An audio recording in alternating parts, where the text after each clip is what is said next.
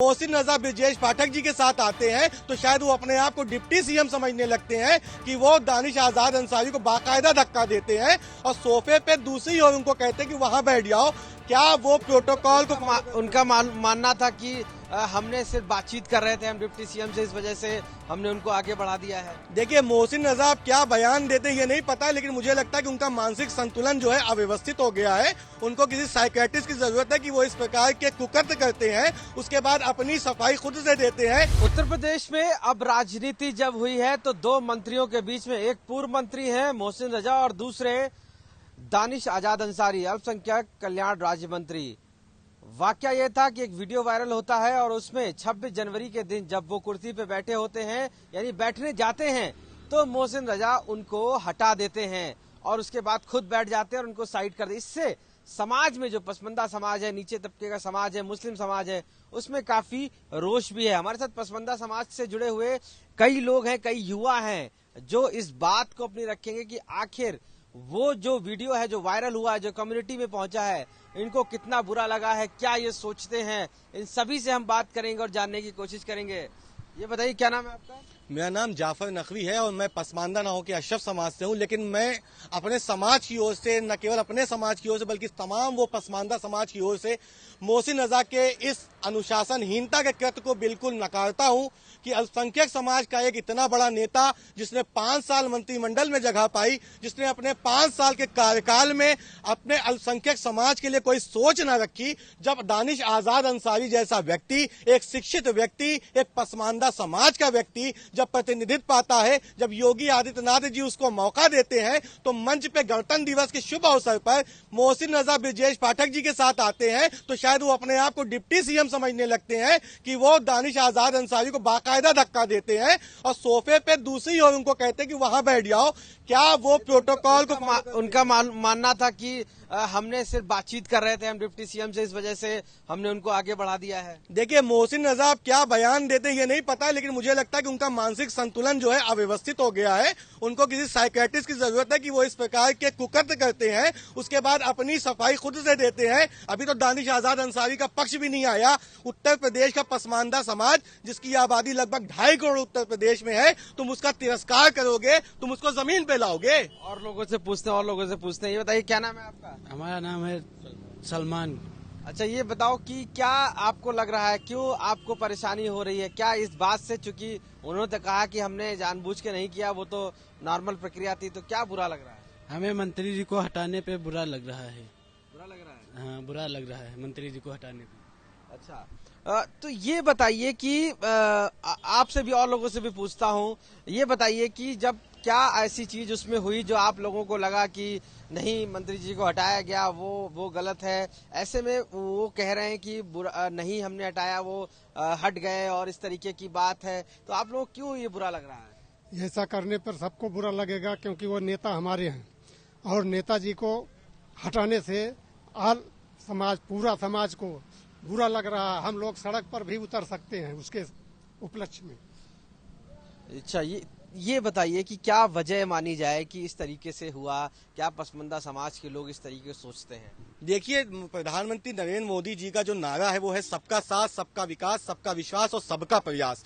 अगर सबके साथ की बात नरेंद्र मोदी जी करते हैं तो मोहसिन रजा को किसने ये हक दे दिया है कि पसमानदा समाज के नेता को साइडलाइन करोगे? क्या तुमको किसी ने इतनी बड़ी पावर दे दी? तुमने प्रोटोकॉल को अनफॉलो किया, अपने घर से किसी परिवार की कोई बच्ची को साथ में ले आए, अगर कोई दुर्घटना घट जाती उस मंच पे तो उसका जिम्मेदार कौन होता? और हमारे समाज के नेता के साथ इस तरह का दुर्व्यवहार न समाज बर्दाश्त करेगा, न उत्तर प्रदेश का अल्पसंख्यक समुदाय बर्दाश्त करेगा। और आने वाले समय में अगर भयावह स्थिति पैदा होती है तो इसके लिए मोहसिन रजा स्वयं जिम्मेदार होंगे, क्योंकि उन्होंने 2.5 करोड़ लोगों की आस्था के साथ मजाक किया है, 2.5 करोड़ लोगों की आस्था के साथ खिलवाड़ किया है और 2.5 करोड़ लोगों की सांत्वना दानिश आजाद अंसारी के साथ है, जो उत्तर प्रदेश के अल्पसंख्यक का प्रतिनिधि है। अगर आप उसको धुतकारने का काम करेंगे तो समाज आपको और भारतीय जनता पार्टी से भी निवेदन करता है कि ऐसे व्यक्ति पे अनुशासनहीनता की कार्रवाई कीजिए, इसको 6 साल के लिए निलंबित कर दीजिए, कम से कम इसको होश तो आ जाए।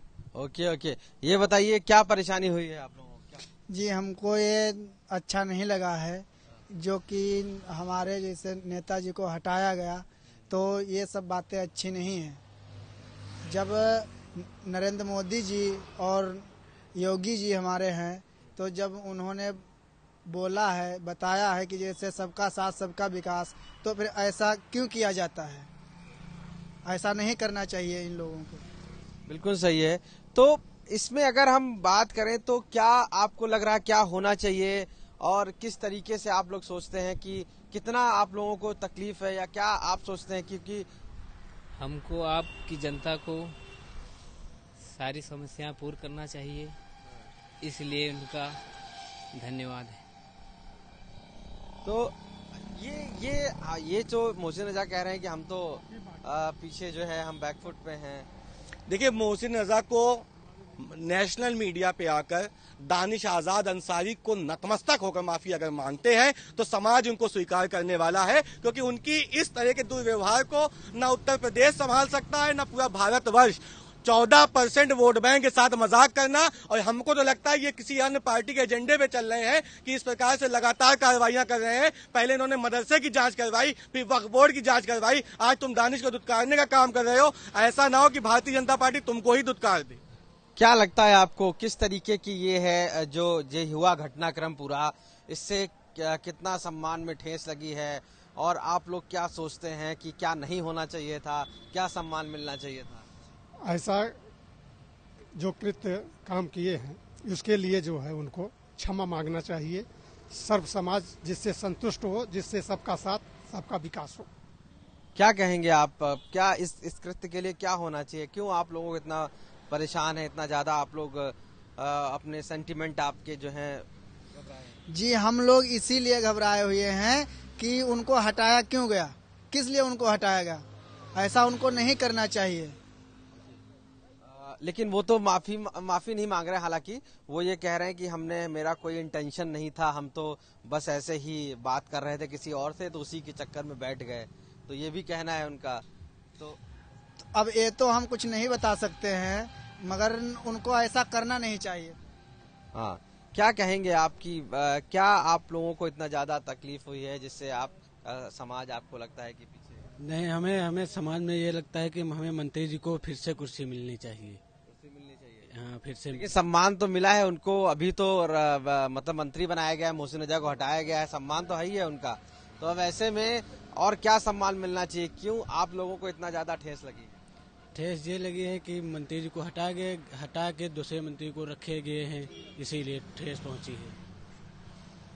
देखिए, बहुत स्पष्ट संदेश लगातार ये दे रहे हैं। इनको ये लगता है कि पसमानदा समाज का व्यक्ति क्यों नेतृत्व कर रहा है, पसमानदा समाज का व्यक्ति क्यों आयोगों में चेयरमैन बन रहा है। तो इनको ये बौखलाहट है, क्योंकि इनके पास एक सीमित दायरा है कि इनके पास केवल हज समिति के ये चेयरमैन है, वो भी इत्तेफाक से बन गए हैं। अगर सदस्य इनको नॉमिनेट ना करते इनके मंत्री होने के नाते, तो ये भी सदस्य बने होते। तो इनको तो अपना आने वाला फ्यूचर पता हो चुका है। तो हो सकता है ये बीजेपी के वोट बैंक को कन्वर्ट करने के लिए, मुसलमानों को गुमराह करने के लिए काम करें, ताकि भारतीय जनता पार्टी मुसलमान रोष आ जाए, मुसलमानों को ये एहसास हो जाए कि भारतीय जनता पार्टी मुसलमानों का सम्मान नहीं करती। अगर इतने बड़े मंच पर, गणतंत्र दिवस के शुभ अवसर पर, जहां योगी आदित्यनाथ जी मौजूद हैं, जहां ब्रजेश पाठक जी मौजूद हैं, वहां पर एक ऐसा व्यक्ति आता है जिसके पास पूर्व मंत्रिमंडल है, और वो आके मौजूदा मंत्री को, जो कि राज्य मंत्री है, जिसके पास अल्पसंख्यक के सारे मसाइल हैं, जिसके पास अल्पसंख्यक का वक्फ बोर्ड है, जिसके पास अल्पसंख्यक का मदरसा बोर्ड है, उस व्यक्ति को हटाना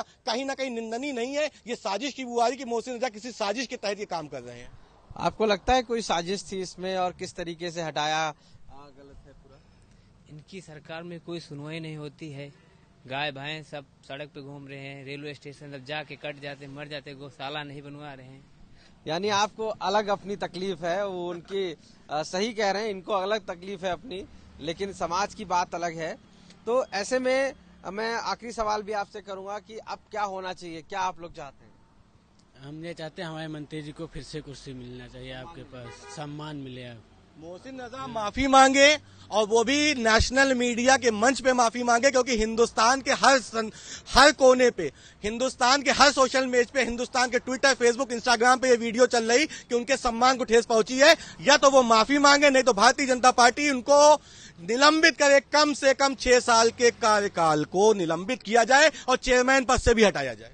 तो यहाँ पर साफ तौर से पसमानदा समाज से जुड़े हुए लोग जो हैं, युवा हैं, उनका मानना है कि ये बहुत ही गलत कृत्य हुआ है। ऐसे में उनको नेशनल चैनल पर आकर माफी मांगना चाहिए और साथ साथ बीजेपी से ये भी कहा है, ये मांग की है समाज ने कि ऐसे लोगों को पार्टी से हटा दिया जाना चाहिए जो एक कम्युनिटी का सम्मान नहीं करते हैं।